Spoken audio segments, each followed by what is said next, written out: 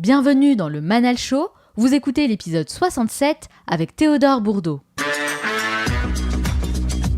La lecture est l'une des clés de la réussite car c'est le moyen d'accéder à la connaissance qui est la seule ressource infinie. C'est pourquoi le livre a une place si importante dans ce podcast et je mets un point d'honneur à partager les meilleurs ouvrages qui pourront vous aider à progresser dans tous les domaines de votre vie. Alors c'est vrai que j'ai pour habitude de vous recommander des livres pratiques, mais cette fois, j'ai souhaité vous présenter quelque chose de différent et vous faire découvrir l'univers de Théodore Bourdeau à travers son roman intitulé « Les petits garçons ». Avant d'être auteur, Théodore Bourdeau est journaliste et producteur éditorial, un profil plutôt atypique et enrichissant à la fois. Dans cet épisode, vous allez découvrir son processus d'écriture et vous allez voir qu'il y a pas mal de similitudes entre l'écriture d'un roman et l'écriture d'une émission télé, son parcours et comment son éducation a joué un rôle décisif sur les choix qu'il a pris tout au long de sa vie, sa vision de la réussite et les valeurs qu'il souhaite transmettre aujourd'hui à ses enfants, son rapport à l'art et pourquoi il est si important de développer une culture et une sensibilité artistique et plein d'autres choses passionnantes. Dans la troisième partie, je retrouve Onur Karapinar qui a sélectionné un nouveau livre cette semaine et va partager l'essentiel à retenir pour libérer notre potentiel. Enfin, je terminerai cette émission en partageant avec vous les 3 conseils à retenir de mon entretien avec Théodore Bourdeau.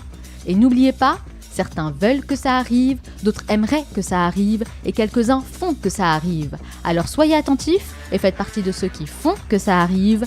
Passez à l'action.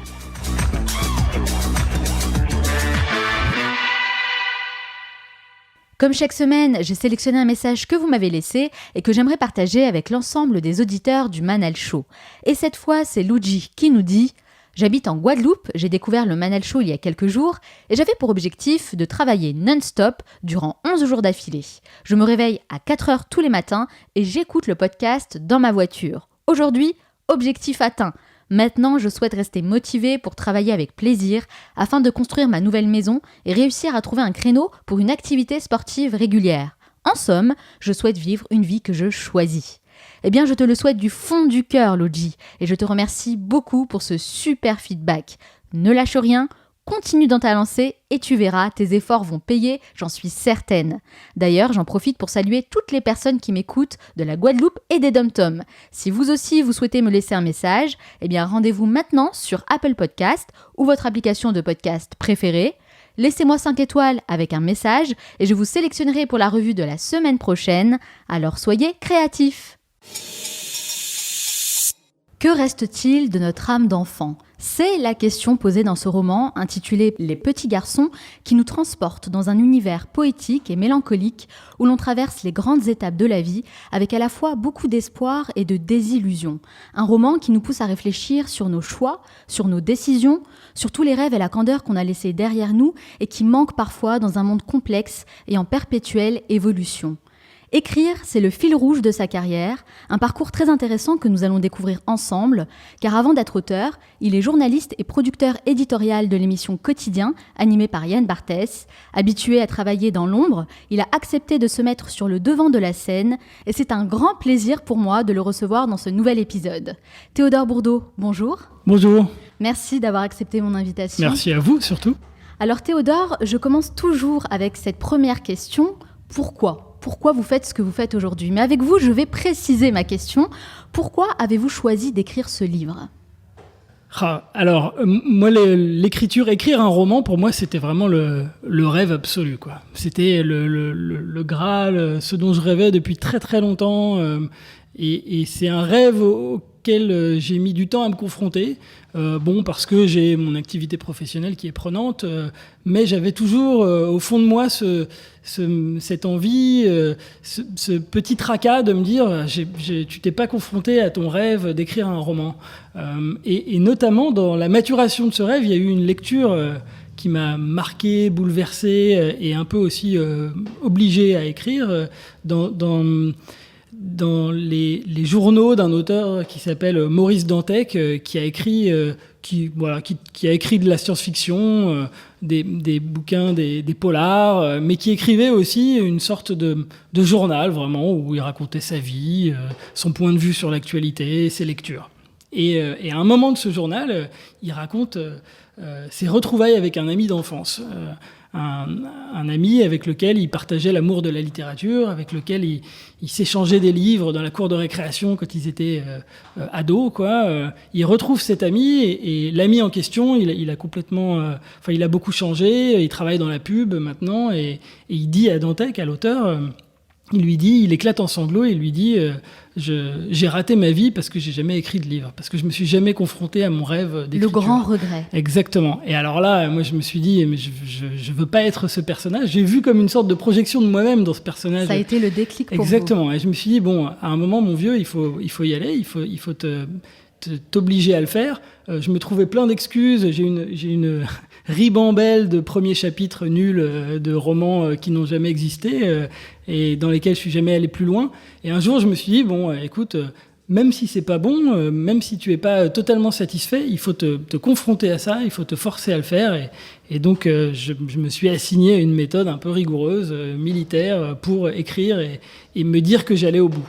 Bah écoutez, félicitations Théodore, parce Merci. que vous savez, je crois qu'en France, en tout cas, il y a une majorité de personnes, beaucoup de personnes rêvent d'écrire et ne passent jamais à l'action. Donc c'est vrai qu'entre le fait de vouloir quelque chose et de le faire réellement, de le réaliser, il y a quand même il y a un gap, comme on dit. Hein. Ouais, c'est vrai. Alors vous, entre le moment où vous avez eu ce déclic et la sortie de votre livre, combien de temps s'est écoulé ?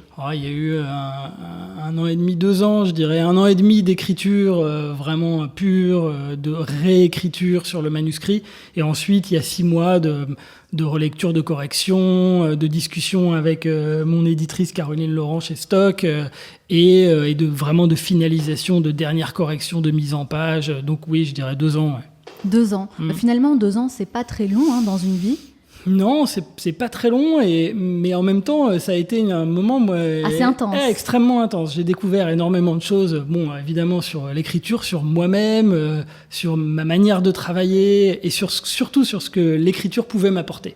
Parce qu'il y avait le rêve de voir se concrétiser un roman et de pouvoir publier un roman, mais ce que j'avais pas tant que ça anticipé, c'était ce que l'écriture allait m'apporter et la magie de l'écriture, quoi. On va en parler un peu plus en détail justement sur ce que ça vous a apporté évidemment, mais également sur le processus d'écriture qui, moi personnellement, m'intéresse beaucoup. Ouais. Alors dans votre livre, vous racontez l'histoire d'une amitié entre 2 petits garçons que l'on suit à travers les grandes étapes de la vie, l'enfance, l'adolescence et l'âge adulte. Et vous commencez votre livre avec cette phrase « Je suis né heureux ». D'ailleurs, tout votre livre est construit autour de cette idée. Alors vous, Théodore, vous rêviez de quoi étant enfant ? Moi, je rêvais d'être archéologue. Mais bon, archéologue. Je rêvais d'être Indiana Jones, quoi. Et alors, qu'est-ce qui s'est passé ? Qu'est-ce qui s'est passé ? Figurez-vous que je suis allé jusqu'à des études d'histoire en me disant que j'allais devenir archéologue, puis jusqu'au point où je me suis dit qu'en fait, j'allais devenir prof d'histoire. Et ça, j'avais pas envie. Et pourquoi ? Donc, pourquoi avoir fait ce revirement de choix de situation ? Alors déjà, j'étais pas un étudiant en histoire très passionné. J'étais pas un étudiant passionné tout court à cette époque de ma vie. Et je pense que c'était pas la branche parfaite pour moi. Et à un moment, il a fallu le regard extérieur de quelqu'un qui me connaissait beaucoup, ma mère, qui m'a dit mon vieux, l'histoire, ça va pas le faire. T'as des qualités, il y en a pas tant que ça, mais tu sais écrire, t'es observateur, t'es curieux, le journalisme, ça doit être pas mal. Mais alors, votre mère vous a dit ça, mais est-ce que vous étiez d'accord avec ça ? Je suis tombé d'accord avec elle. Enfin, en tout cas, je me suis dit, tiens, c'est pas une mauvaise idée. Et le constat que l'histoire me passionnait pas suffisamment pour en faire mon métier, ce constat était acquis. Mais après, c'est des âges, quand on a 19-20 ans, c'est pas évident de se projeter avec détermination. C'est clair, surtout qu'on nous demande avenir. Très tôt justement de faire des choix et de nous projeter. Exactement. Moi, ça a été difficile pour moi de faire des choix aussitôt, quoi. Oui, pour moi aussi, je vous rassure. Alors, dans votre livre, il y a 2 personnages principaux, l'un qui s'appelle Grégoire et l'autre qu'on nomme le narrateur. D'ailleurs, vous en avez parlé dans la précédente question. Alors, on met toujours un peu de soi dans l'écriture. N'importe quel écrivain vous dira justement qu'il puise son inspiration dans son histoire personnelle, ses rencontres, ses expériences pour écrire. Mais quand on n'est pas dans une démarche autobiographique, comme c'est le cas pour vous, comment on arrive à déterminer la limite entre les deux, entre la fiction et la réalité ? Ouais, c'est une très très bonne question. C'est parce que c'est pas évident et je pense qu'il n'y a pas de réponse définitive. C'est Jean d'Ormesson qui dit un truc génial quand on lui demande alors est-ce que c'est autobiographique, il répond ah bah oui, dans ce livre j'ai écrit ma vie à ceci près que j'ai tout inventé, quoi. Ah, c'est génial. Pas mal. Ouais, mais il y a un peu de ça, je pense, dans tout roman. Moi, j'ai découvert en écrivant ma base pour démarrer, elle était autobiographique et après j'ai découvert là la magie de l'écriture et le fait que parfois de point de départ autobiographique, tout à coup, j'avais, en écrivant, en confrontant mes idées vraiment à la technique d'écriture, je découvrais des choses qui se produisaient dans l'écriture, quoi, des épisodes dans mon histoire qui surgissaient comme ça, et j'avais pas le choix, il fallait que je les écrive, quoi, et qui pour le coup, ça, m'ont éloigné de l'autobiographie, quoi. C'est là où je suis sorti de l'autobiographie et que j'ai basculé dans le roman. Quand tout à coup, mon autre personnage, Grégoire, qui est vaguement inspiré à la base d'un petit copain d'école que j'avais, mais que j'ai pas vu depuis 25 ans. Vous pensez qu'il s'est reconnu ? Vous lui avez envoyé un exemplaire ? Mais non, parce que j'ai plus aucun contact avec lui. Ah ouais, C'était c'est dommage. Vraiment ça date, quoi. Et tout à coup, ce point de départ, ce petit garçon dont j'ai un vague souvenir, il est devenu cette espèce de personnage impressionnant là, qui réussit tout et qui suit le narrateur dans le roman. Donc ce copain-là, je l'ai pas, il n'existe pas. Après, c'est peut-être une fusion de tous mes bons copains aussi. Écoutez, c'est intéressant à savoir. Je me suis posé la question jusqu'au bout du livre. Je me suis dit, est-ce que Grégoire, c'est vraiment son meilleur ami ? Non. Non, d'accord. C'est un ami imaginaire, en fait. C'est un ami imaginaire, ouais. Mais le fait de nommer comme ça le narrateur, est-ce que ça permet justement d'avoir une distance et de pouvoir être un peu plus libre dans ses écrits ?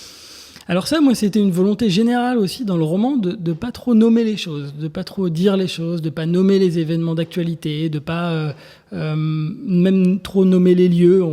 Ça se passe plutôt a priori à Paris, mais c'est pas dit parce que je voulais pas. Je voulais vraiment prendre le contre-pied de mon métier de journaliste, où dans le journalisme, c'est pour le coup, c'est une obligation de dire précisément, factuellement les choses, quoi, de nommer les lieux, les faits, les dates, et même il s'agit d'être précis, quoi. On peut pas dire de conneries, quoi. Et moi, pour faire du roman, pour faire de la littérature, pour devenir écrivain, j'avais besoin, moi, de sortir de cette injonction qui est donnée aux journalistes de tout écrire et de donner les faits, rien que les faits, pour mettre un peu de fantaisie dans l'écriture journalistique à laquelle je suis habitué et pour en faire une écriture romanesque. Il fallait que il fallait que mon narrateur n'ait pas de nom, il fallait qu'on sache pas où il habite et il fallait qu'il traverse des événements d'actualité qu'on reconnaît mais qui sont pas directement nommés pour que ça écrase pas le ressenti qu'on a chacun à un moment dans le livre. C'est pas un secret, mais mes personnages découvrent le 11 septembre. Oui. On le reconnaît assez facilement. Mais si j'avais écrit et tout à coup ils se rendent compte que les tours jumelles à New York se sont écrabouillées, immédiatement ça fait appel à vos souvenirs, à votre expérience de ce moment-là. Moi, je voulais que ce soit l'expérience de mes personnages qui passe avant tout. Donc, je voulais que ce soit un peu sinueux, qu'on se dise tiens, qu'est-ce que c'est, qu'est-ce qui se passe, oh là là, c'est un drame, mais ça se passe où, et qu'à l'arrivée, on se dise ah d'accord, c'est le 11 septembre, mais qu'on reconnaisse l'événement qu'une fois qu'on l'avait vécu avec mes personnages. Mais je trouve que c'est une très belle façon de voir les choses et d'écrire parce que ça stimule véritablement l'imagination en fait. Donc c'est un vrai travail d'écriture au final. Hein. L'un des petits garçons qui est le narrateur dans votre livre est décrit comme étant un bon élève. Et vous dites même que c'est un élève appliqué sans jamais être exceptionnel. Est-ce que vous reconnaissez un peu dans ce profil ? Est-ce que vous étiez ce genre d'élève vous aussi à l'école ? Ouais, un peu, ouais.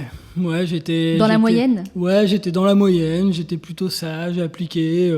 Je décrochais un peu dans les matières pour lesquelles j'avais moins d'affinité, mais j'ai traversé ma scolarité sans être ni très bon ni complètement nul, quoi, un peu entre deux. Une ou deux bêtises par an, juste ce qu'il faut pour être normal. Ouais, c'est exactement. Ouais, alors ça, pour le coup, c'est autobiographique, quoi. Ah d'accord. Donc on retrouve j'étais un peu comme ça. J'étais un mauvais cancre et un pas très bon élève. Enfin, un peu entre deux. Est-ce que vous aimiez l'école ? Ouais, moi j'aimais bien ça. J'aimais surtout J'aimais les copains, j'étais un peu terrorisé par les moments de jugement de l'école, quoi. Les moments quand on va au tableau, il y a une scène qui est racontée dans le livre, oui. Quand on va au tableau et qu'il faut résoudre une équation et que tout à coup ça, c'était votre plus grande peur. Ah ouais, c'était terrible, je détestais ça. Et donc même là, pour le coup, c'est le narrateur, mais c'est aussi l'histoire de Théodore Bourdeau. Ouais, ça c'est mon ressenti. J'étais pas très... les contrôles, les examens, c'est pas des moments que j'ai vécu. En revanche, apprendre des choses, je sais que j'ai d'excellents souvenirs de cours de langue, les cours d'histoire, j'aimais ça, le français, étudier des textes. J'aimais apprendre des trucs, quoi, découvrir des choses, rentrer à la maison et me dire il faut que je lise jusqu'à tel chapitre de Jules Verne. Ça a été pour moi une révélation pour la lecture. Donc j'étais pas hostile au principe d'aller à l'école. Non. D'accord. Alors l'école, c'est vrai, c'est un sujet dont vous parlez beaucoup dans votre livre. Et d'ailleurs, il y a un passage qui m'a particulièrement marqué et que j'aimerais partager avec les auditeurs. Je cite. « Pour l'ensemble de mon œuvre, l'université m'octroya pourtant une mention très bien à l'issue de ma première année d'études supérieures. J'en gardais comme seule impression l'envie violente de tout reprendre à zéro. » L'envie violente de tout reprendre à zéro. Ça, c'est vraiment un passage qui m'a interpellée parce que j'ai reçu plusieurs invités dans ce podcast qui sont passés par cet état-là, que ce soit dans leur cursus scolaire ou dans leur vie affective. Et même pour certains, ils ont tout plaqué pour justement recommencer à zéro. Donc, je me suis posé la question, vous, Théodore, est-ce que ça vous est déjà arrivé ? Est-ce que vous avez déjà eu envie à un moment donné de tout reprendre à zéro ? Ah ouais, plein de fois, ouais. Plein de fois ? Ouais, plein de fois, ouais.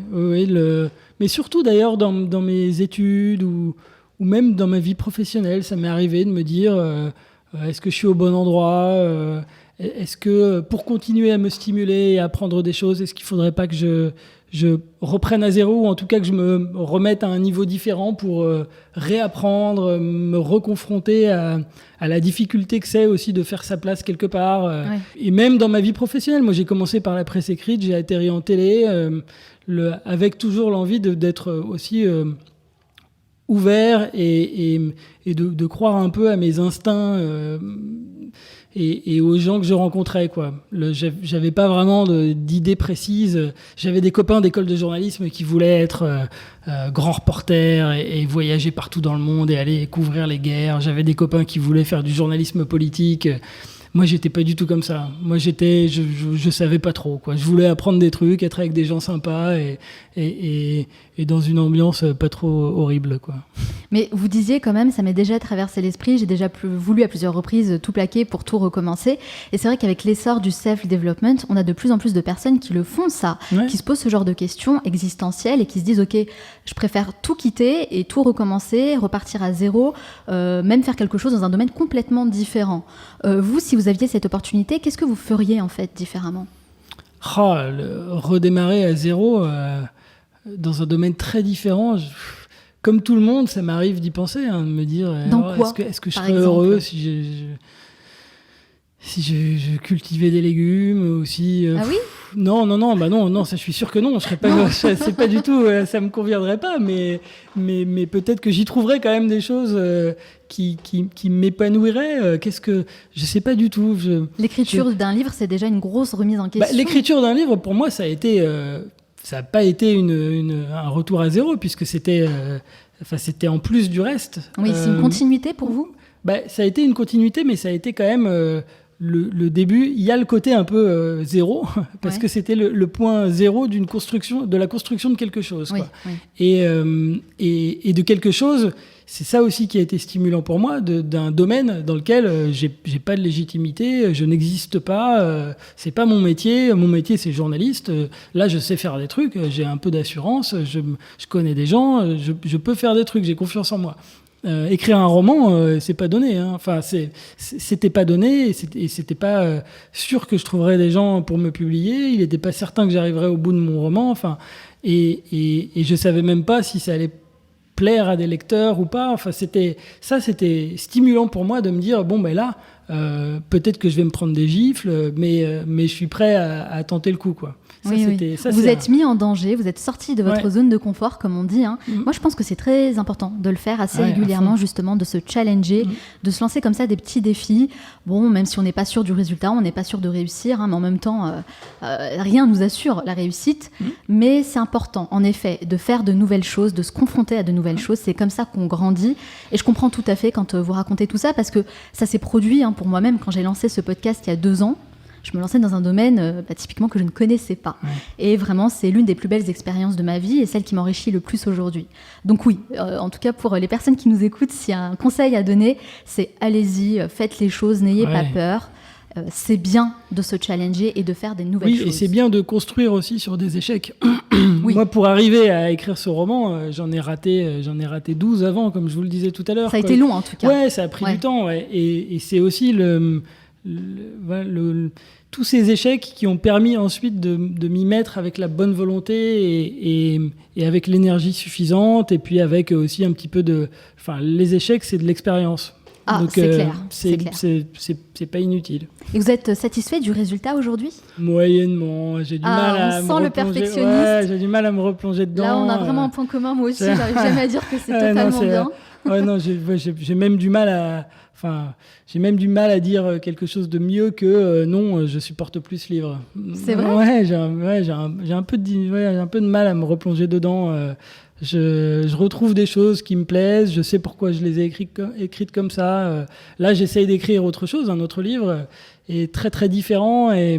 Et là aussi, je suis pas encore satisfait. Enfin, je navigue dans une forme d'incertitude comme ça par rapport à l'écriture, mais je pense que c'est ça aussi qui est stimulant. Même en écrivant le premier, je passais mon temps à me dire est-ce que ça vaut le coup, est-ce qu'il faut pas tout foutre en l'air, Et c'est d'autant plus important pour des personnes comme nous qui sommes perfectionnistes et jamais satisfaites de se lancer ce genre de défi et de s'engager par exemple avec une maison d'édition parce qu'il y a des deadlines et du coup on est obligé d'aller au bout du projet. Ouais, c'est vrai. Et quand on trouve les bonnes personnes, moi, c'est ce qui s'est produit avec mon éditrice. Elle m'a aidé. J'avais la fin du roman était un peu différente de celle qui a été publiée.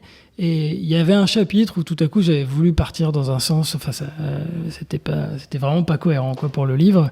Et de manière très fine, elle m'a réorienté. Elle m'a demandé de réécrire ce chapitre. Ouais, elle m'a guidé, mais vraiment, j'aurais pu me braquer et dire mais non, attends, ça fait 1 an et demi que je bosse sur ce truc. Moi, je réécris ça pas. m'appartient, c'est mon livre. Exactement. Ouais. Mais elle l'a fait de manière tellement subtile que je me suis retrouvé devant l'évidence. Effectivement, c'était pas un bon chapitre. Et il fallait réécrire et il fallait que je rejoigne 2 points que j'avais pas bien joints à la fin pour que les derniers chapitres et pour que ma fin atterrisse dans le récit général et soit cohérente, quoi. Comme quoi, dans la vie, on n'y arrive jamais seul. Exactement, j'en suis persuadé. Autre passage qui m'a interpellée, et cette fois-ci, c'est la mère de Grégoire qui dit à son fils « Si tu continues à travailler avec autant d'applications, tu pourras devenir ingénieur comme ton papa. Le monde sera ouvert, tu construiras des ponts, des maisons, tu inventeras des voitures du futur et tu dirigeras le monde, mon fils. » Alors c'est vrai, hein. C'est vrai, c'est une vision de la réussite avec laquelle on grandit. Vous, est-ce que vous êtes d'accord avec cette vision-là ? Quelle est votre propre définition de la réussite ? Oh là là, alors là je vous le dirai peut-être sur mon lit de mort parce que ça me semble être un concept fluctuant selon les différents âges de la vie, quoi. À 16 ans, pour moi, la réussite, c'était d'avoir un groupe de rock et une petite amie et d'avoir les cheveux longs. À 25 ans, ça aurait été d'avoir déjà un métier et aussi une petite amie. Et voilà, aujourd'hui, pour moi, la réussite, c'est quand même de construire quelque chose professionnellement, tout en gardant de l'énergie pour mener à bien des rêves. Donc ça, c'en est un, l'écriture. Et puis, c'est aussi la construction d'une vie de famille. Enfin, c'est... Donc, la réussite, je pense que ça dépend d'où on se place, quoi, de quel point de vue on adopte. Si je comprends bien, finalement, devenir ingénieur, c'est pas votre définition de la réussite, en tout cas. Ah non. Là, l'idée, c'était de définir aussi la vision de la réussite d'une classe sociale qui est celle des gens aisés et qui veulent pour leurs enfants, qui tracent pour leurs enfants des trajectoires rectilignes. Et qui arrivent d'ailleurs assez souvent à pousser leurs enfants à suivre ces trajectoires-là. Moi, c'est des petits copains que j'ai eus autour de moi. Moi, au contraire, mes parents m'ont toujours laissé faire ce que je voulais quand je voulais, y compris n'importe quoi. Et j'avais des petits copains comme ça que j'observais, ou même un peu plus tard à l'adolescence, qui étaient vraiment dans des parcours tout tracés, qui avaient pour objectif cette forme de réussite. Vraiment, il fallait aller le plus loin possible et devenir quelqu'un d'exceptionnel. Moi, j'ai pas du tout grandi dans cette atmosphère-là, dans cet état d'esprit, mais ça m'a toujours un peu fasciné de grandir comme ça, sans trop hésiter, avec des idées assez arrêtées, quoi. C'est peut-être aussi ça le problème, c'est que les parents ont tendance à projeter leurs propres désirs sur leurs enfants. Vous pensez qu'il ne faut surtout pas écouter les parents justement là-dessus ? Moi, je pense que ça fait partie de la construction d'un être humain aussi, parfois d'aller contre ce qu'on lui demande de faire, et y compris ce que demandent les parents.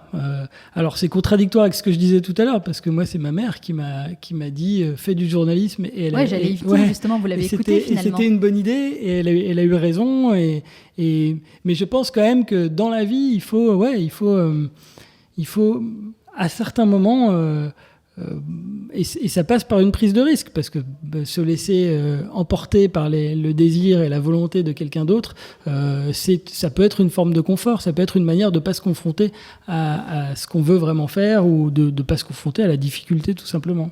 Alors, vous l'avez mentionné tout à l'heure, vous avez 2 petites filles. Est-ce que vous les éduquez dans cette idée-là de faire des grandes choses, des grandes études, pour peut-être un jour diriger le monde ? Alors là, vraiment pas du tout. Je ne sais pas pourquoi, mais je me disais que ça allait être cette réponse. Non, vraiment pas du tout. Pour l'instant, la deuxième, elle est vraiment trop petite pour... on n'en est pas là. Mais, et la grande, j'essaie juste de l'intéresser à un maximum de trucs. Comment vous y prenez avec elle, justement ? Moi, j'ai envie qu'elle se confronte à des choses qu'elle comprend pas forcément. C'est-à-dire, j'aime bien l'emmener dans des musées, y compris dans des musées d'art contemporain, dans des trucs qui sont pas forcément évidents pour les enfants. J'aime bien qu'elle voit des choses, qu'elle soit confrontée à mes bouquins, qu'elle les voit. Alors évidemment, que des choses que les enfants peuvent voir, mais même si elle les comprend pas, l'idée de baigner dans la culture, dans le savoir, pour moi, c'est important. Moi, j'avais 2 grands frères qui avaient 10 et 7 ans de plus que moi. Et parfois, j'avais une fascination pour ce qui les intéressait, pour la musique qu'ils écoutaient, pour les films qu'ils regardaient, pour les bouquins qu'ils lisaient.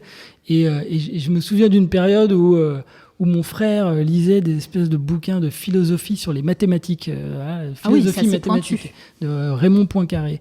Et je me souviens m'être dit, ah ouais, mais ça c'est génial. Je crois que c'était juste la couverture qui me plaisait, mais j'avais envie d'avoir l'air aussi malin, intelligent que mon frère. Donc je prenais ces bouquins et j'essayais de les lire. Je comprenais strictement rien, mais je suis sûr que quelque part ça a laissé quelque chose en moi, quoi. Ouais, même si je pigeais rien. C'est nourrir cet intérêt en fait, exactement. Pour la culture. Et d'ailleurs, vous faites souvent référence à l'art d'une manière générale, avec la peinture, avec la littérature, la musique. On sent vraiment que l'art c'est très très important pour vous. Et je pense que le fait d'être sensibilisé à l'art dès le plus jeune âge, ça nous pousse à avoir une vision et une compréhension différente du monde qui nous entoure. Et ça peut paraître cliché, c'est vrai, voire même barbant de dire « Ah, mais il faut s'intéresser à l'art ». Mais la réalité, c'est quoi ? C'est que déjà, moi, mes parents m'ont transmis ça. Mais comme vous, en grandissant, je m'y suis intéressée de plus en plus. Et ça me permet véritablement d'avoir une ouverture d'esprit. Et d'ailleurs, de tout temps, les civilisations qui ont marqué l'histoire ont toujours eu une grande richesse culturelle. Bien sûr. Donc c'est dire à quel point c'est vraiment très important. Ouais. Et puis même, moi, je suis persuadé que la sensibilité qu'on gagne en s'intéressant à l'art, en se confrontant à l'art, en passant 10 minutes devant un tableau, en se disant « Tiens, ça me touche, et pourquoi ça me touche ?» Cette sensibilité qu'on gagne, elle sert partout dans la vie. Elle sert évidemment dans la relation avec les autres, elle sert dans la manière dont on exerce son œil, ses sensations, et elle sert quand on doit prendre des décisions, elle sert quand on est confronté à une situation complexe dans le boulot et qu'il faut la démêler, elle sert quand il faut arbitrer, faire des choix. Je suis persuadé que c'est une richesse qui sert pour tout dans la vie, ça j'en suis sûr. Je suis totalement d'accord avec cette idée, et c'est pour ça que je parlais d'ouverture d'esprit et de compréhension du monde différente en fait. Ouais. Donc vraiment, intéressez-vous à l'art, ça c'est très important, c'est le message qu'on peut faire passer aujourd'hui. Ouais, c'est sûr. Théodore, est-ce que vous connaissez le processus d'écriture de Stephen King ? Pas du tout, non. J'ai lu certains de ses romans, mais non, je ne sais pas comment il écrit. Moi, je m'intéresse vraiment beaucoup au processus d'écriture des grands écrivains. Il faut savoir que Stephen King, lui, il se pose chaque matin derrière son bureau et il ne bouge pas tant qu'il n'a pas écrit le nombre de pages qui s'était fixé. Alors, Parfois, ça peut prendre 1 heure, parfois, ça peut prendre même toute la matinée, voire une journée. Mais voilà, il se donne cet objectif précis de ne pas bouger tant qu'il n'a pas écrit le nombre de pages qu'il s'est fixé. Je trouve ça plutôt intéressant, en fait, comme démarche. Vous, quel a été votre processus d'écriture pour écrire votre livre ? Alors, je suis pas du tout Stephen King, mais il y a quand même un petit point commun d'une certaine manière. Moi, mon moment de la journée, c'était le soir, voire la nuit, quoi. J'ai un métier qui m'occupe jusqu'à un peu tard le soir.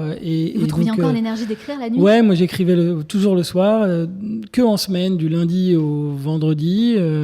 Je rentrais chez moi, je dîne avec ma femme et elle allait se coucher vers 23h et c'est le moment où je me mettais à écrire, quoi. Et ça m'emmenait parfois jusqu'à 2-3 heures du matin, dans les bons soirs, quand j'étais inspiré. Ouais, je pouvais me laisser aller jusqu'à 2-3 heures du matin, mais l'idée, c'était vraiment, chaque soir, sauf cas exceptionnel, dîner ou je sais pas quoi, ou maladie, il fallait que je m'attelle à mon roman, il fallait que je relise quelque chose, que je réécrive un passage, Vous avez mis en place vraiment des habitudes. Ouais, c'est ça. J'écrivais jamais le week-end parce que je voulais pas que ça prenne de place sur ma vie de famille. Je voulais le week-end, il est dédié à ma femme, à mes enfants et à la vie de la maison, quoi. Mais ce moment, toutes ces soirées-là, c'était vraiment consacré à l'écriture. Et je sais que au bout d'un moment, si jamais justement j'avais un dîner où pour je ne sais quelle raison je pouvais pas écrire le soir, j'étais le matin, si je savais que j'allais pas écrire le soir, j'étais malheureux jusqu'au lendemain soir, où enfin je retrouvais mon ordinateur et mon petit moment dans le noir dans mon salon à essayer de pas trop faire de bruit pour pas réveiller tout le monde. C'est important en tout cas d'installer un processus pour pouvoir un rituel, progresser. Un rituel, exactement. Et l'inspiration, elle était toujours au rendez-vous ? Non, pas du tout. Il y avait il y a eu, je pense qu'il y a une majorité de séances d'écriture qui n'ont presque rien donné. Et comment ça se passe quand ça donne rien ? On essaie de réécrire, on gratte quelques mots, on va se coucher terriblement frustré et on espère que le lendemain ça ira mieux. Mais à contrario, quand ça marche, moi je dormais parfois 3 heures par nuit à peine, mais j'allais me coucher avec une excitation à me dire mais c'est génial, vivement demain soir pour continuer. Parfois dans mon lit, j'arrivais pas à trouver le sommeil et j'avais encore des idées qui venaient, donc je prenais mon téléphone et je notais un peu quelques mots pour être sûr de pas les oublier le lendemain. C'est de toute façon le truc à faire. Dès qu'on a une idée, il faut absolument l'écrire. Exactement. Ouais. Donc l'inspiration, elle allait, elle venait, il n'y a pas de règle. Moi, il y a quelque chose qui m'a particulièrement intéressée dans votre livre, c'est qu'il nous pousse vraiment à réfléchir sur les choix qu'on est amené à faire dans notre vie, parce que c'est vrai, la vie est faite de choix, bons ou mauvais. Et d'ailleurs, il y a un passage qui m'a interpellée et qui va parler, je pense, à beaucoup de nos auditeurs. Je cite. Caroline reprenait ce flambeau et c'était un travail harassant. Vous pouvez le lire sur son visage. Ses voyages répétés aux 4 coins du monde creusaient des débuts de cernes autour de ses yeux. Le poids de ses responsabilités avait posé un calque de gravité sur son visage et sur son rire, qui était comme infecté par une forme de fatigue. Alors, fin de citation. Cet exemple symbolise parfaitement bien, selon moi, ce que vivent de nombreuses personnes. Et c'est aussi pour ça que j'ai choisi de réaliser ce podcast, pour montrer qu'il existe d'autres voies, des chemins alternatifs. Et moi, je pense qu'il ne faut pas faire les choses par obligation. Il ne faut pas subir sa vie, mais plutôt se donner les moyens de trouver un véritable épanouissement dans ce qu'on fait, même si je suis consciente que ce n'est pas facile et ce n'est pas évident pour tout le monde. Mais c'est d'autant plus important qu'il faut essayer d'avoir cette réflexion et cette démarche le plus tôt possible. Alors vous, Théodore, est-ce que vous êtes satisfait des choix que vous avez faits aujourd'hui ? Oui, plutôt. Enfin, je me suis jamais... je me suis toujours même plutôt interdit d'ailleurs de réfléchir aux choix que j'ai faits. Moi, j'ai plutôt tendance à les assumer. C'est angoissant, c'est ça ? Ouais, c'est angoissant. Et puis j'essaye de construire par rapport aux choix que j'ai faits. Plutôt. De les assumer pleinement. Ouais, c'est ça. Moi, j'ai horreur de me dire, et si j'avais fait ça, qu'est-ce qui se serait produit ? Et si j'avais eu telle idée, peut-être que je serais devenu je ne sais quoi. Enfin, tout ça, pour moi, ça m'intéresse pas tellement. C'est plutôt quels sont les prochains choix que je vais faire et pourquoi ça sera les bons. Et quand on assume ces choix et quand on quand on les fait avec suffisamment de conviction et un minimum de passion, en général, ça produit pas des choses trop mauvaises, quoi. Donc non, j'ai jamais vraiment réfléchi à qu'est-ce que j'aurais pu faire différemment ou est-ce que j'aurais dû faire des choses différemment ? Est-ce que vous avez fait les bons choix ? En tout cas, je trouve que c'est une excellente réponse. Assumer ses choix, tout simplement. Ouais, parce qu'on l'a dit, la vie est faite de choix, bons ou mauvais. Et je pense que le plus important, c'est de faire des choix, de prendre des décisions. Oui, c'est vrai que en général, quand on est malheureux, c'est parce qu'on est enfermé dans quelque chose et on n'arrive pas à en sortir, quoi. C'est vrai que c'est les moments de déprime, les moments difficiles, ils peuvent parfois se déverrouiller par des décisions. Exactement. Et moi, en tout cas, ça a toujours été le cas. Alors vous, Théodore, vous êtes auteur, mais avant d'être auteur, vous êtes journaliste et notamment producteur éditorial de l'émission Quotidien, animée par Yann Barthès. Et on constate clairement qu'il y a un fil conducteur comme ça tout au long de votre carrière, une certaine cohérence dans ce que vous faites, puisque tout tourne autour de l'écriture. Qu'est-ce qui est le plus difficile pour vous aujourd'hui ? Est-ce que c'est fabriquer une émission de 2 heures chaque jour, ou bien c'est vous retrouver devant votre ordinateur à devoir terminer un roman ? Aujourd'hui, moi, je dirais qu'écrire un roman, c'est ce qui est le plus difficile pour moi. C'est vrai ? Parce que c'est nouveau ? Oui, parce que c'est nouveau et parce que pour moi, c'est tellement sacré l'écriture puis c'est solitaire aussi. Oui, ça c'est un là, point. il n'y a pas toute l'équipe derrière. Ouais, c'est un point fondamental. C'est-à-dire que dans le travail d'équipe, moi, dans mon travail sur l'émission Quotidien, il y a des jours comme tout le monde où je suis moins en forme que d'autres, mais on est un collectif, quoi. Les jours où je suis pas très en forme, je vois quelqu'un qui est particulièrement en forme et je me dis ah bah cool, je suis pas tout seul. Vous pouvez reposer sur lui, ouais, puis voilà. il y a une certaine énergie. Ouais, exactement. Il y a une énergie collective quand on sait ce qu'on doit faire et qu'elle est canalisée, qu'elle est organisée. Cette énergie collective, elle est plus forte que tout. La difficulté quand on est seul et qu'on essaye d'écrire un roman, c'est que parfois on est pollué par d'autres choses, parfois on a une idée mais on n'arrive pas à la mettre en forme. Donc ça pour moi c'est plus difficile. Et là le cerveau collectif manque cruellement. Exactement. Donc on envoie un message à son éditrice, c'est ça ? Ah, ben oui, alors mais sauf que parfois les bons éditeurs ils savent qu'ils peuvent pas aider un auteur tant qu'il a pas bien démarré, quoi. Moi je suis un peu dans cette phase-là de mon prochain livre et donc c'est à moi de trouver les solutions. Je sais que ça passera que par moi. Et dans lequel vous prenez le plus de plaisir ?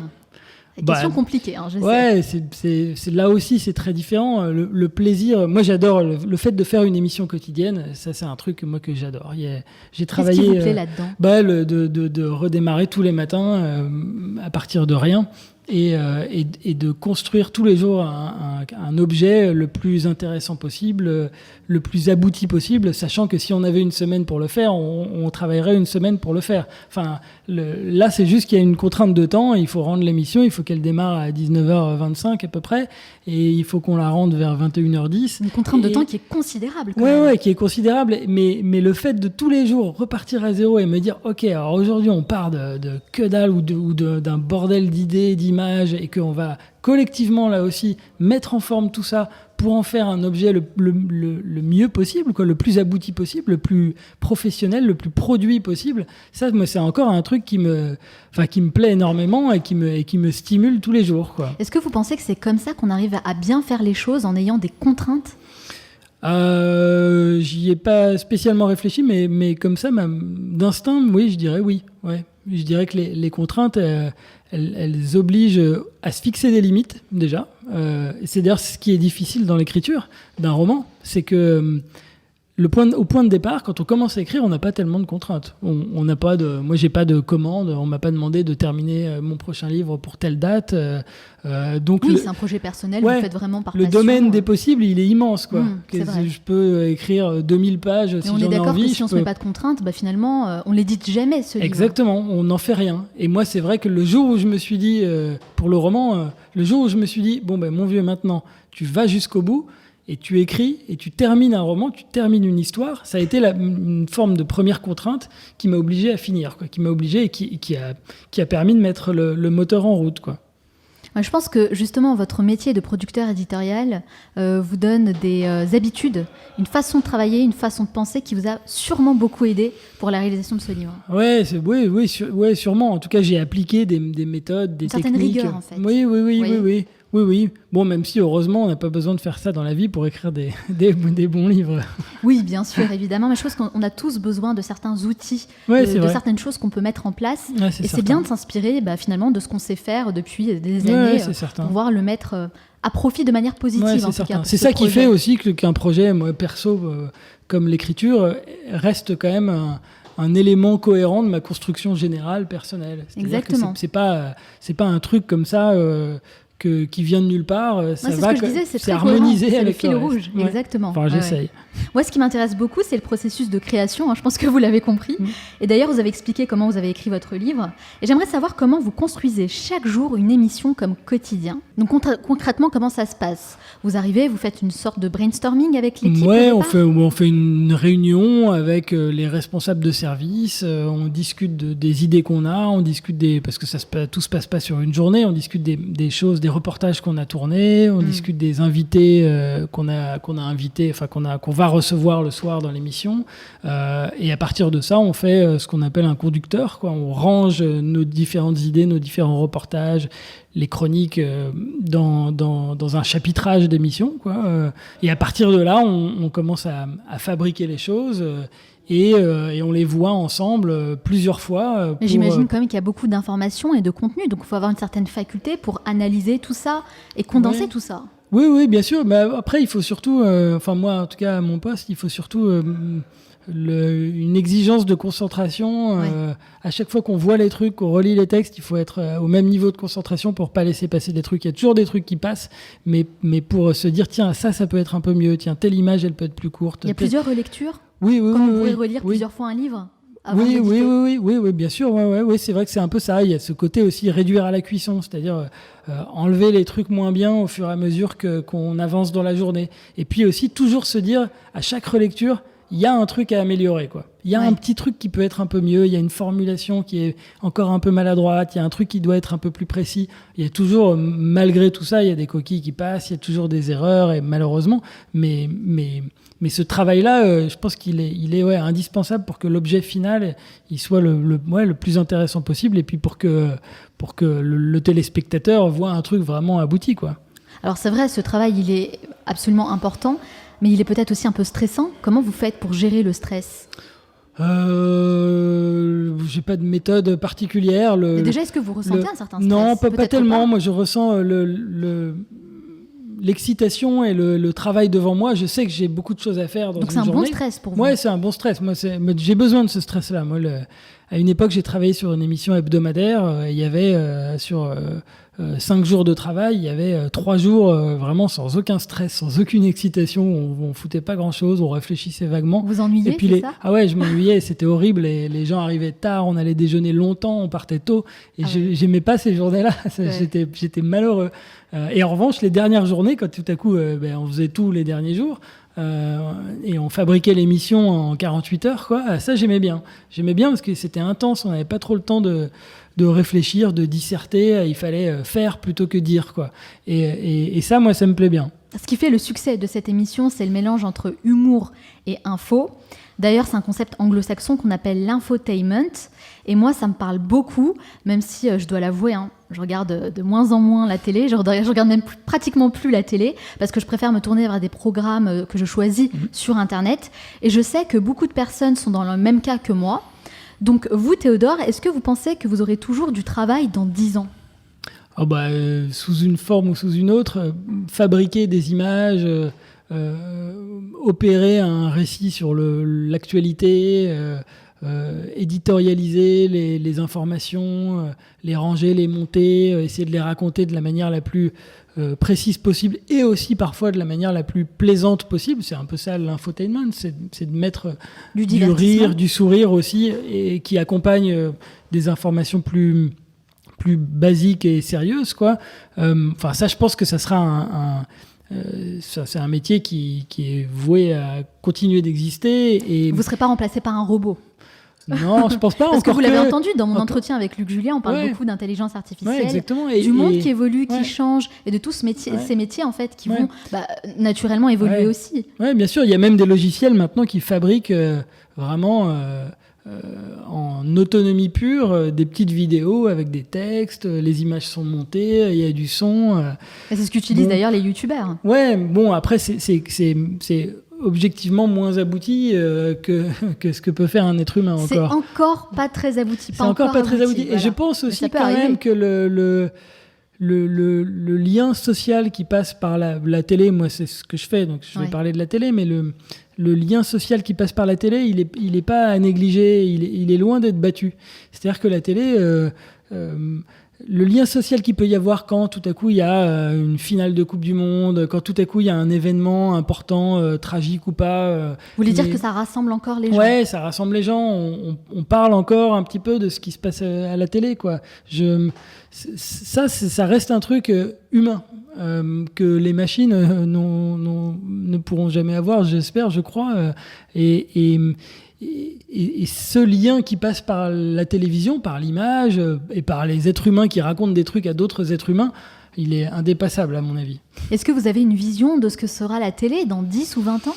Est-ce que vous y pensez d'ailleurs ? Je pense que ce qu'elle sera dans 10 ou 20 ans, la télé, ça sera la construction des 10 ou 20 ans qui nous séparent de cette période. Donc moi, j'essaye de réfléchir à comment on peut faire de la télé intelligente, plaisante, qui continue à intéresser les gens et qui essaye de les intéresser aussi à ce qui les intéresse pas, puisque c'est ça quand même l'enjeu de faire une émission intelligente, intéressante, c'est de recevoir un physicien, un chercheur, un auteur pas très connu, mais qui va bien parler d'un domaine que lui maîtrise totalement. Donner accès à l'information. Ouais, exactement. Et moi, je suis persuadé que les téléspectateurs, les auditeurs, les lecteurs sont prêts à s'intéresser à tout quand c'est bien fait, quand c'est fait par les bonnes personnes, quand on se met à leur niveau. C'est-à-dire que on va pas parler de physique quantique comme on en parle entre chercheurs, on va pas en parler comme ça à la télé. Oui. Il faut trouver des moyens de bien en parler. Vous essayez de vulgariser des sujets qui peuvent paraître un peu complexes au départ. Exactement. Et ça, moi, je suis persuadé que ça a encore de l'avenir. Ouais. Bon, même si c'est pas des sujets complexes, ce que je peux dire quand même, c'est que quand vous recevez Will Smith sur le plateau, là, j'allume ma télé. Ouais, et je pense ne pas être la seule dans ce cas. C'est des émissions super. On peut dire que c'est quand même quelqu'un de très inspirant. Ouais. Et puis c'est quelqu'un qui a eu une énergie absolument incroyable et bluffante. Et c'était une belle émission. Ouais. Alors, Théodore, avec tout ce que vous avez appris à travers vos expériences personnelles et professionnelles, si vous pouviez rencontrer le jeune Théodore Bourdeau, ce petit garçon de 10 ans, quel conseil vous lui donneriez ? Ah mon Dieu, qu'est-ce que je lui dirais à ce petit Théodore ? Je lui dirais d'essayer de rester fidèle au petit Théodore qu'il est. C'est ça, authentique et fidèle. C'est ça l'histoire du livre un petit peu. C'est que... De ne pas perdre son âme d'enfant. Exactement, c'est ça. Alors, je l'ai dit au début de notre entretien, vous commencez et vous terminez aussi votre livre avec cette même phrase « Je suis né heureux ». Est-ce que vous vous sentez heureux, épanoui et accompli dans ce que vous faites aujourd'hui ? Par intermittence, ouais. Enfin, ça dépend des moments. Je suis heureux quand j'ai la possibilité de faire des choses. Je suis heureux quand j'emmène ma fille au musée, quand je vois un bon film avec ma femme. Je suis heureux quand j'arrive à écrire et que j'ai la possibilité d'écrire. Je suis malheureux quand les contraintes m'empêchent de faire tout ça. Je suis malheureux quand j'ai trop de factures à payer, quand la lourdeur du monde m'empêche de faire les choses qui me rendent vraiment heureux, quoi. Et quand mon scooter est en panne, quand toutes ces conneries de vie quotidienne me pourrissent la vie. Oui, là, je suis moins heureux. Mais globalement, ça va. Ce qui est important, c'est que dans la balance, il y a plus de moments heureux que de moments malheureux. Finalement, c'est ça. Oui, et puis de perspective, de se dire que moi, un truc qui me rend heureux, c'est d'avoir des livres à lire jusqu'à la fin de ma vie. C'est clair. Oui, et d'avoir des livres à écrire jusqu'à la fin de ma vie. Ça me rend heureux. Je sais que c'est une garantie totale de bonheur pour moi. C'est de me dire, j'aurai toujours des trucs passionnants à lire jusqu'à la fin de ma vie. Ça, c'est sûr. Merci beaucoup, Théodore Bourdeau, d'avoir répondu à toutes mes questions. Mais ce n'est pas totalement fini. Les rafales, à la fin de chaque interview, vous l'avez compris, je pose une série de questions rafales. Il faut répondre le plus spontanément possible, sans trop réfléchir. Le but, c'est de mieux vous connaître. Ça dure 1 minute 30. Est-ce que vous êtes prêts ? Oui, je suis prêt. C'est parti. Quelle est la première chose que vous faites en vous levant le matin ? J'essaye d'évaluer le temps qui me reste pour me rendormir. Quelle personne admirez-vous le plus ? Un écrivain, Michel Houellebecq. Quel est le dernier livre que vous avez lu ? Alors j'ai lu un livre de Diderot qui s'appelle Jacques le Fataliste et c'est dur à lire au XXIe siècle. Quelle est votre plus grande peur ? Ma plus grande peur, c'est de ne plus pouvoir faire ce qui me rend heureux. Quelle est la chose dont vous êtes le plus fier ? Mes 2 filles et mon couple et avoir résisté à des épreuves dans la vie. Qu'avez-vous appris de nouveau aujourd'hui ? J'ai appris plein de choses sur la manière de se construire dans la vie avec vous. Quel animal vous représente le mieux ? Alors, moi j'ai bien aimé, dans le podcast précédent, c'est Luc Julia qui parlait de la tortue. Oui. Et moi, effectivement, je trouvais que son explication était la bonne. C'est un animal calme qui résiste au temps, avec beaucoup de mémoire. C'est quand même cool d'être une tortue. Quelle application utilisez-vous le plus ? C'est absolument pathétique, mais je crois que c'est Instagram. Quel livre offririez-vous en premier ? Il y a un livre que j'offre souvent et je ne sais pas pourquoi, mais c'est toujours à ce livre que je pense parce que c'est un livre dur et triste qui s'appelle Le Tunnel. C'est un auteur argentin qui s'appelle Ernesto Sabato.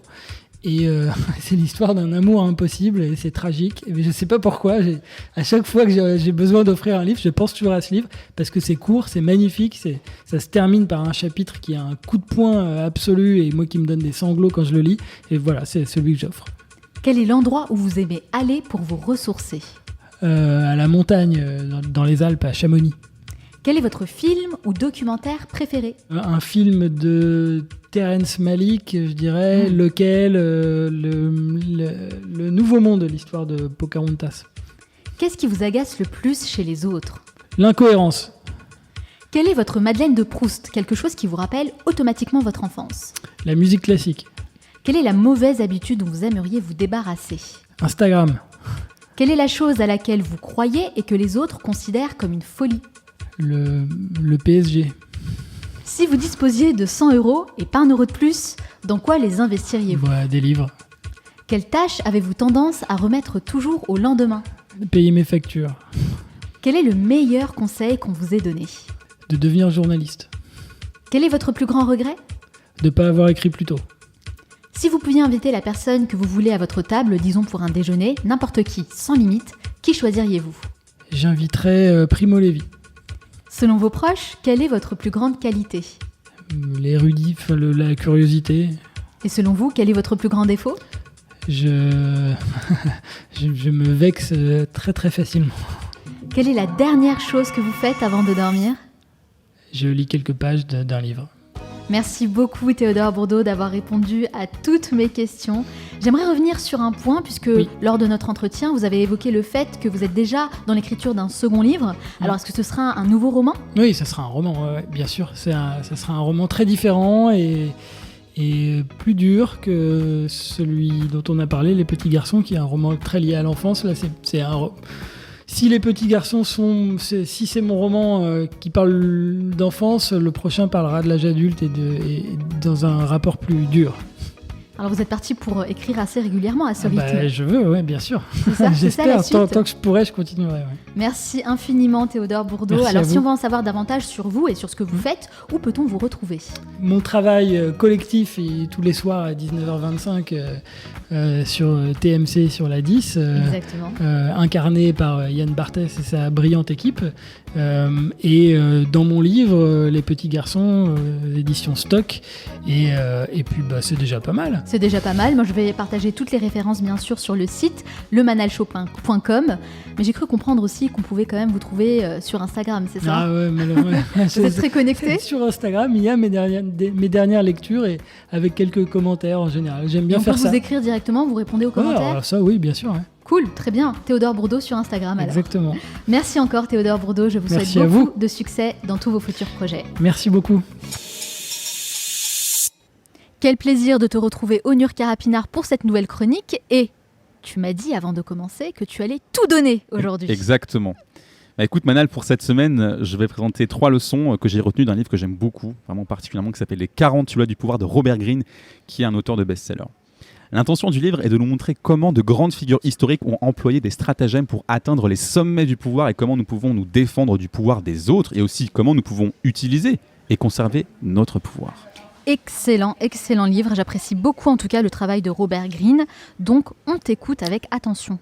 Mais écoute Manal, la première leçon est de ne jamais surpasser le maître. C'est-à-dire qu'il faut toujours faire en sorte que vos supérieurs soient plus intelligents que vous. Voici un moyen sûr de ne pas être promu. Lorsque votre patron rencontre un problème et qu'il ne peut pas résoudre sur son ordinateur, allez le voir, réglez son problème et dites-lui « Bon tu vois, c'était pas aussi difficile, c'est comme ça qu'on fait ».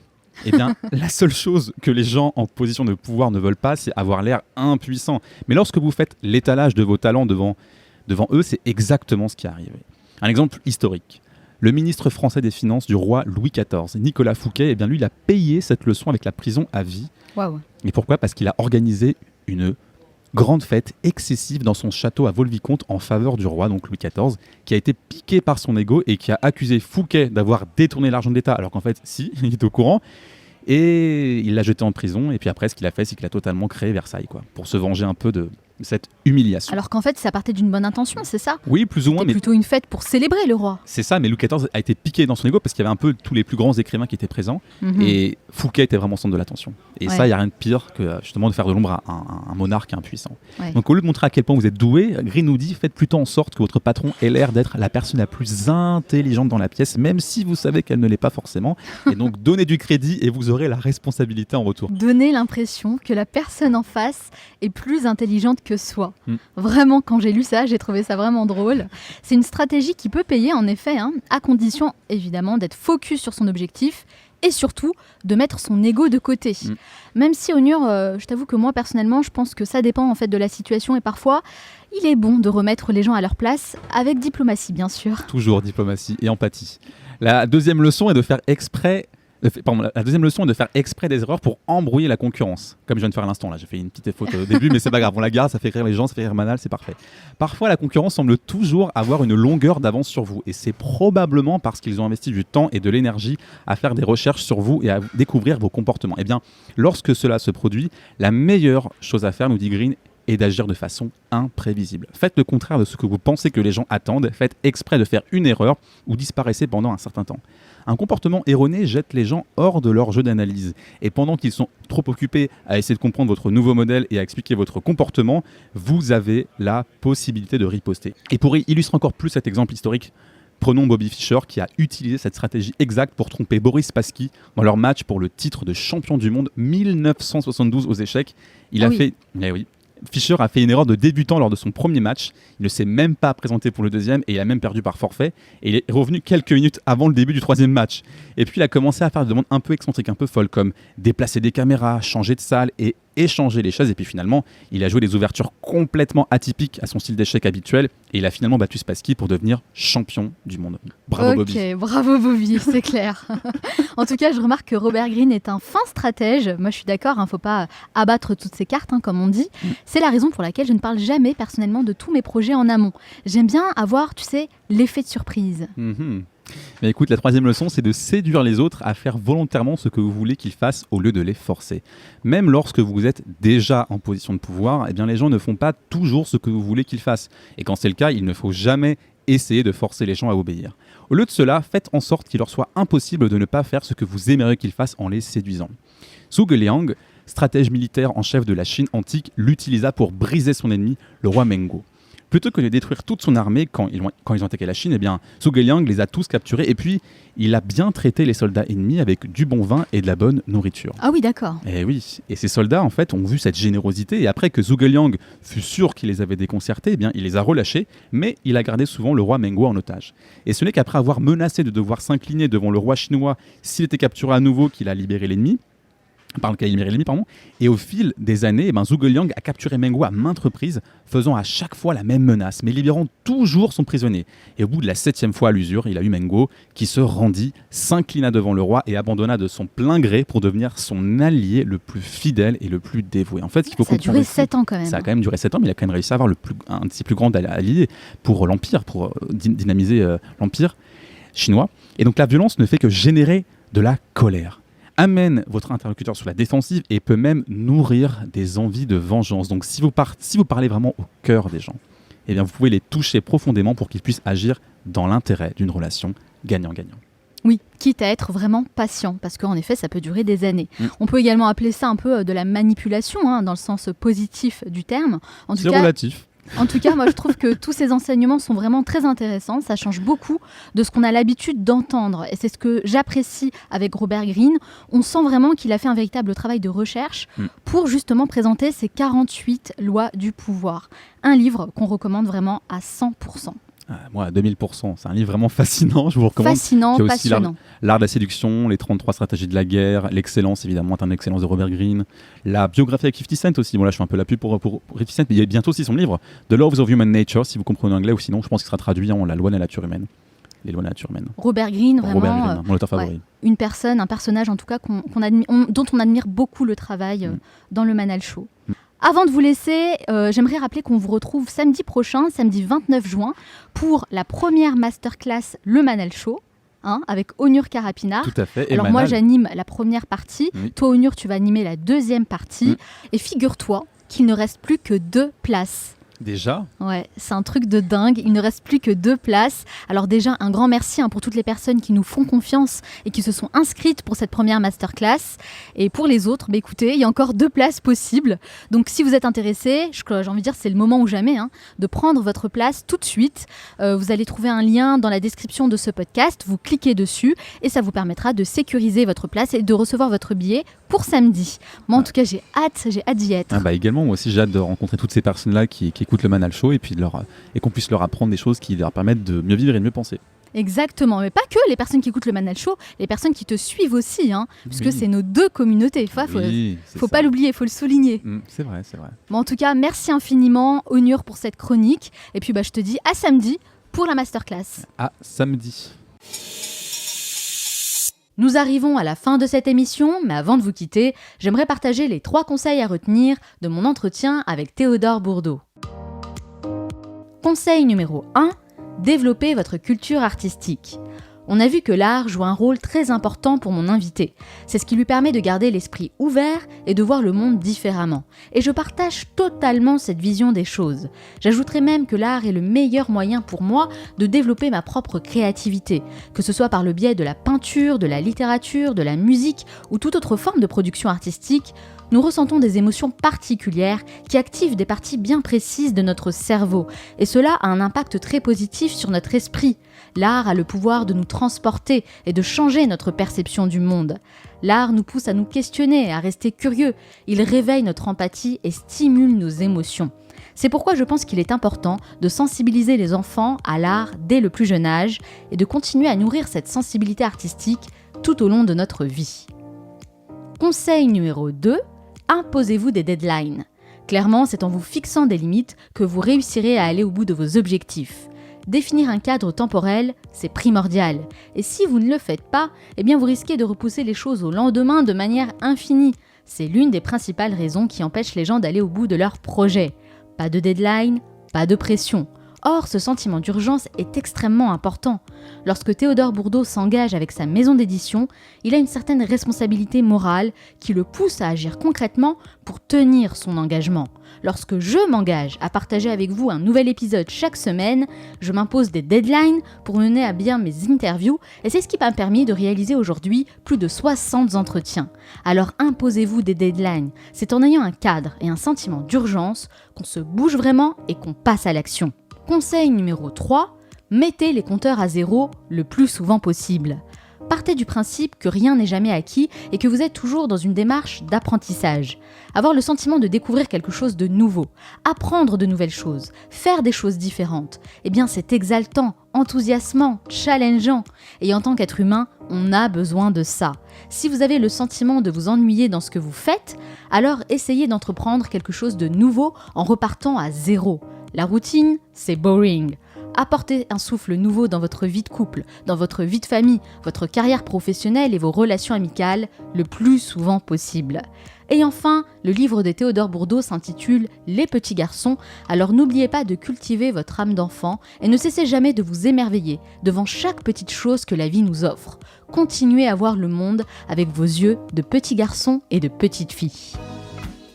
J'espère que cet épisode vous a plu. Je vous rappelle que vous pouvez encore réserver votre place pour la première masterclass Le Manal Show que j'organise le samedi 29 juin 2019 à Paris. Les places partent très vite, ce qui montre l'intérêt et l'utilité d'un tel événement.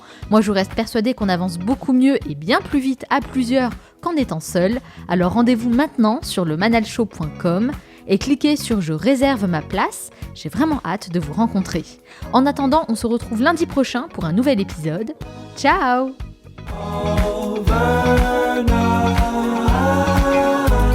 The minute I was thinking to hold you back, the moment I was wishing it's overnight. The minute I was thinking to hold you back, the moment I was wishing it's overnight. The minute I was thinking to hold you back, the moment I was wishing it's overnight. The minute I was thinking to hold you back, the moment I was wishing it's overnight. Slow